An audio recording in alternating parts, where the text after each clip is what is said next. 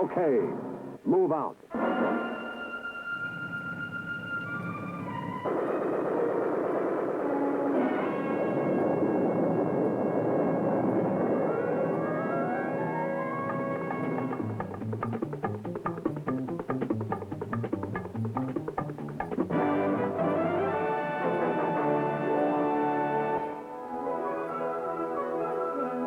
Below is the United States Army base in the Republic of Vietnam. The usual layout, the usual equipment, the usual tents. But here too is the unusual, for here begins a 4-phase training program that gives the soldier his baptism of fire before he engages with the enemy. A program dedicated to his combat survival, with the theme stated in 4 simple words.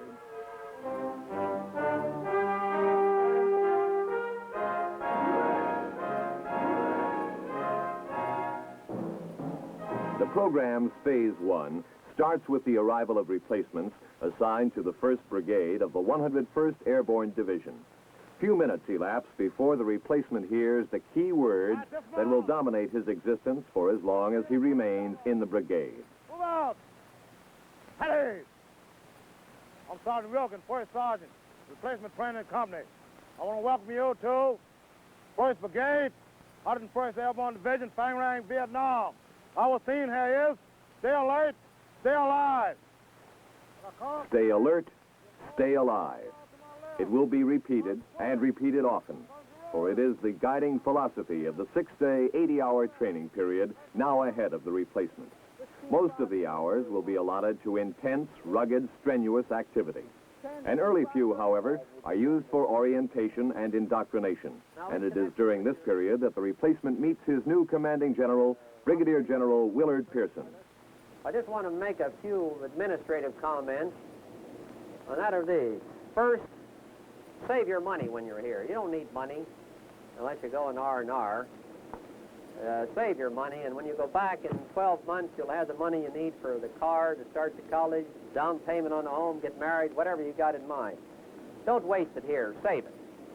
And by doing this, you'll be contributing to the anti-inflationary program that concerns our government and the government of Vietnam. We believe that in union there is strength, and we're all on the same team. We're all fighting the same war. We all get together and work together and beating the enemy and defeating them. The instructors are all combat veterans with hard, practical experience at fighting both Viet Cong and North Vietnamese enemy units. The manner in which you conduct yourself in the towns and the crowded areas will reflect directly upon you and your image as an American soldier. During the next 5 days, you'll be entering your preparatory or P training. During these 5 days, you will be taught the tactics that the VC will use against you, and also the tactics which we have learned to combat him and to kill him. Since P training occurs just prior to the soldier's entry into combat, his motivation to learn is at its peak, and he's eager to absorb the many subjects covered. Things such as physical training to acclimate you to the weather conditions in Vietnam. You will also have adjustment of artillery fire, VC-mounted booby traps to teach you what we had to learn the hard way. Troopers, one of the most important aspects of the training program is when you run the individual reaction course. This reaction course, more than anything else, will enable you to stay alert, stay alive on the battlefield in Vietnam. And since that battlefield exists in an extremely hot and humid land, physical alertness demands liberal doses of physical training. These exercises are unpleasant, tiresome, and dull, but they are also an essential factor in conditioning the replacement to the tropical climate in which he will be serving. Fresh from the States, the soldier consumes 6 to 8 canteens of water a day and is quickly exhausted by the combination of climate and terrain. The week of conditioning lowers his water consumption to 2 or 3 canteens a day and makes him a physical match for the country's hills and mountains.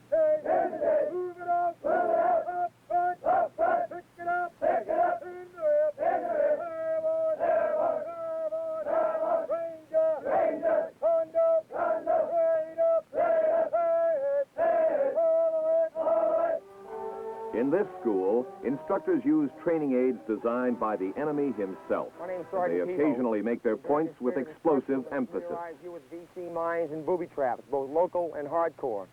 Also, PAVN, People's Army of Vietnam.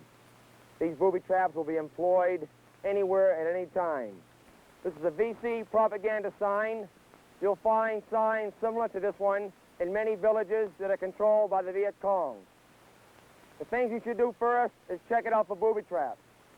You'll find that GIs come along and don't check signs out. They're very impatient. They want to tear the thing down. The first thing they do is grab it. The sign was booby trapped. A GI is either dead or wounded. The thing could have been checked out in several ways, or it could have been avoided completely. You could have found a different entrance to enter this village. What I'm going to show Stay you alert, are some stay alive. The phrase has particular significance during these classes, but we have learned that the best defense against the booby trap is alertness. is equipment on the battlefield. The Viet Cong do not leave any equipment on the battlefield whatsoever. If you do find equipment, that's reason enough to be suspicious of it. It's a crude weapon indeed, but very effective. All it is a weight, bamboo, and some nails. It may not kill you, but it'll knock you out of action. Later on in the class, we'll show you the methods of removing equipment without reaching down and picking it up. This is a foot trap, usually used by the Viet Cong, local guerrilla, and sometimes the hardcore. When a soldier walks along, he goes through the camouflage and strikes the trip device. The trap closes on the man's foot. The spikes could be spread with filth or some type of poison. This would not kill you, but this would knock you out of action for a week or 2 weeks. Ways of detecting these traps: you could take a long bamboo pole, approximately 6 feet long. The point man could walk along, probing the ground, looking for these traps. The second man in column would have his weapon ready to protect the point man. Are there any questions concerning this trap? Like a magician's trick, the booby trap is much less effective once the soldier knows what to look for. This is a VC hand grenade, used by the local and hardcore VC. It is handmade. The handle is bamboo. The body is metal, iron, anything they can get their hands on as far as metal is concerned. It's filled up with any type of explosive. The fuse is put into the hollow portion of the bamboo handle. There's a string onto a match head inside or some device similar to this. When they pull the string, it ignites the fuse and the hand grenade bursts. This is a defensive type hand grenade. This is a North Vietnamese mine, identified by the Min written on the mine. This is similar to the hand grenade that I showed you previously, only this has no time fuse. This end is tied to a stake, this end to a tree or another stake across a trail. When a soldier walks, he trips the wire, the fuse is pulled, and this bursts immediately. That, gentleman, was the anti-personnel mine M18A1, commonly known as the Claymore Mine.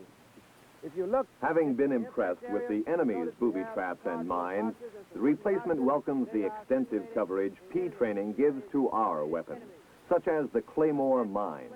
We have learned that the Claymore, a valuable weapon against guerrilla forces, can be used most effectively and safely only by soldiers who have been thoroughly briefed on its capabilities, have seen what it can do to a target, and have had practical experience at using it. Seemingly go off at one time. Now what I want you to do is place your steel pots on your head, get down in the prone position, facing into the blast. Facing into the blast. I do not want you to look up. Do not look up. I want you to cover your neck with your hands. All right, gentlemen, keep your head down. Burn the hole!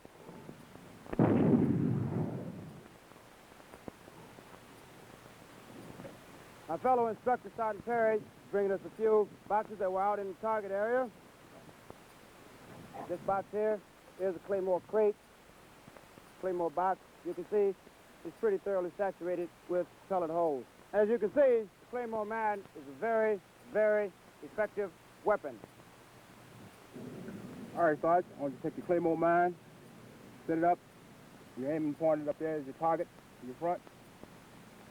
What I want here mostly is group participation. I want a man to aim the mine. I want a man to run the card back. I want another man to use the M57 firing device. Make sure that the man is... This is training in actuality. The schoolroom is in the backyard of enemy territory. The lessons are shaped and reshaped by current combat experiences. And the tools of learning are the same devices the trainee will soon use against the enemy in the field. Here there are no mock-ups, no simulators, no dummy rounds.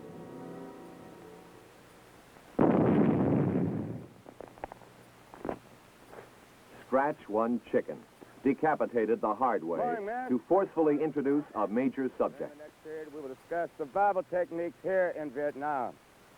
But if you find Techniques of great value to soldiers whose units, whether for planned or accidental reasons, might be isolated in an unfriendly environment. Helicopter. Your helicopter was down. First, salvage all possible equipment. Second, move away from your aircraft or whatever the situation may be. Move away to an area and hide.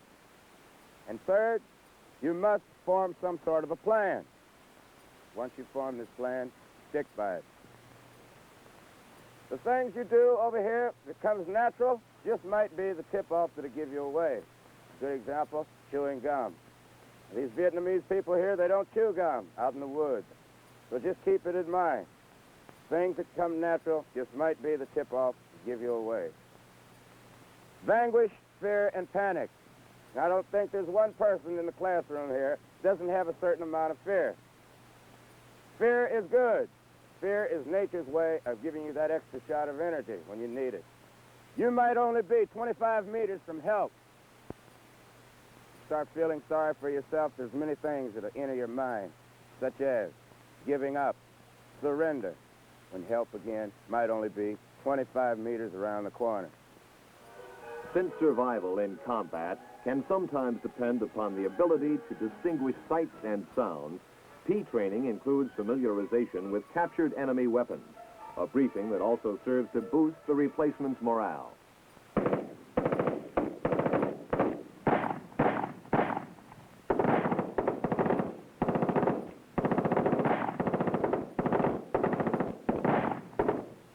The replacement company has been assigned a mission for this afternoon. We're to go out with 2 patrols and conduct a reconnaissance-type mission in our general area of operation, which is outside of the inner perimeter here. We'll have 1 C-ration meal. Along with us, we'll have 2 canteens of water and 2 M79s to the Each patrol leader, a replacement, has been told the nature and mission of the patrol. But he must organize the particulars, and he must brief his men. The show is his, though instructors will always be present to forestall any serious errors. P training leans heavily on correct patrolling procedures, for this is a war in which small unit action is the primary form of combat. support is operating on 38.70. Their call sign is Slick Method 7. You men can start camouflaging yourself. From the relative complexity of radio communication links to the simplicity of facial camouflage, both day and night patrolling missions provide the replacement with extremely valuable experience.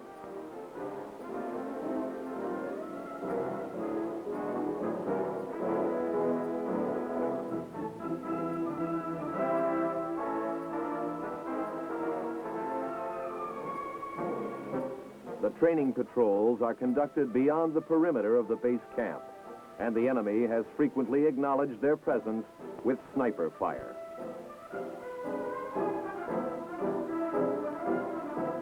And even when the enemy is not there to open fire, the replacement's reflexes are still conditioned by these patrols, and he is taught how to react when live ammunition heads in his general direction. Comprehensive, intensive, realistic. P training helps save lives and save limbs. Phase 2 trains not replacements, but combat experienced squad leaders. General Pearson explains the need for this postgraduate course. Guerrilla warfare is essentially a squad leader's war. And just as in a game of chess, The opening gambit determines who has the advantage in the next play, so the initial orders of the squad leader can save lives and save limbs by placing the enemy in an untenable position. To make the initial orders of the squad leader come as naturally and as quickly as a reflex action, that is the objective of Phase 2 of the Brigade's training program. Sergeant, take charge of the first squad and move them to the ammunition. Issue point.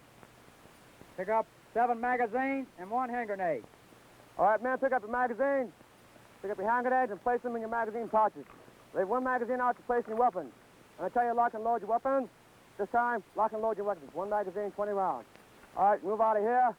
I want you to cover your sector of fire and keep your fingers off the trigger and your weapon on safety at all times. All right, first squad, on your feet. Face to your left. Cover your sector of fire, move it out. Don't forget to keep 5 feet between each man and keep a good distance. Stay alert, stay alive, man. Start thinking right now. The leader is provided with a squad of replacements undergoing their P training, carrying weapons loaded with live ammunition, and then headed for a 625-meter stretch of ground that will confront him with a series of realistic situations demanding immediate decisions.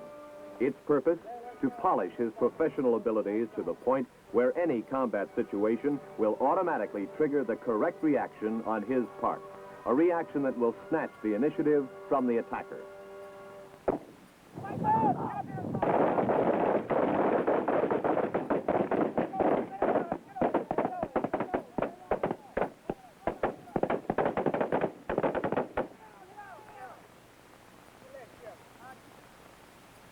All right, Alpha team leader, report on me. Give me a situation report. Let's go. Get over here.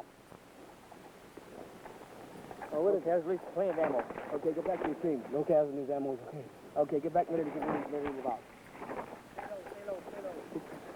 Stay low over there. Keep your legs together, man.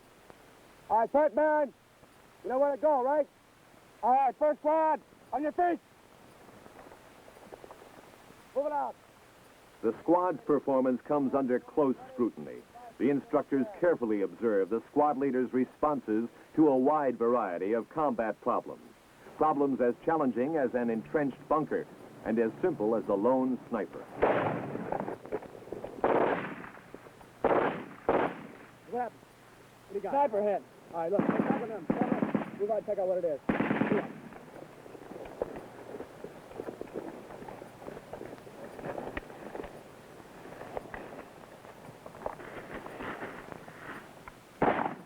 Good job. Okay, first squad, on your feet. There is stress on method, deliberate, methodical technique. The reaction course is designed to be habit-forming. But these are habits that will save lives and save limbs, when later, actual combat duplicates the situations faced here.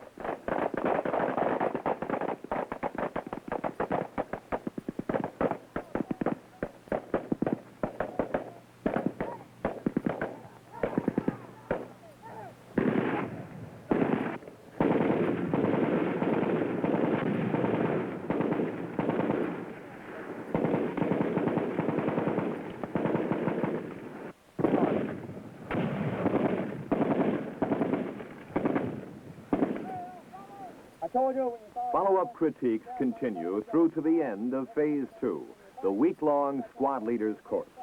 But the brigade's training program is not contained within a time slot, nor restricted to the one location. Where the brigade goes, the program follows. When the replacement joins his unit, he is taught to fire his weapons, individual and crew served. He participates in platoon and squad live firing exercises, rehearses air mobile operations with live artillery and TAC air.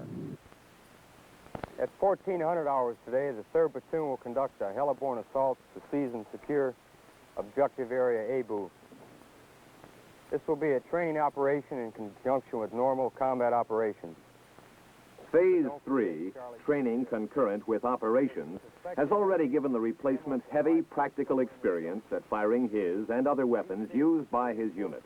Now, it puts him to work in enemy territory. The first ship will have the first squad leader and 5 of his men. The second ship will be the platoon headquarters, minus the platoon sergeant and 1 machine gun crew. I want a machine gun on each flank. The first squad will be the base squad in the middle, second squad on the left, third squad on the right. What kind of shape's gun in, Lucky? Oh, she's in good shape, Ronnie. Good to fly. How about the ammo? We got 400 rounds in. There is a great deal of attention to detail, a great deal of emphasis on the role of the individual soldier. The fact that he is still actually an apprentice is not lost sight of. His responsibilities, what he must do, how he must do it, the weapons and equipment he will carry and operate. All these factors are examined and reviewed. In essence, a very legitimate military operation with a sound objective to achieve is made to serve double duty as a session in on-the-job training. How many rounds? You got 36 rounds? Right, Sergeant. Is it the old, or is that some we was issued the other day? Some of the old ones, Sergeant. Did you understand the lieutenant's briefing completely? Right, Sergeant. What ship are you flying in? On the first ship, Sergeant.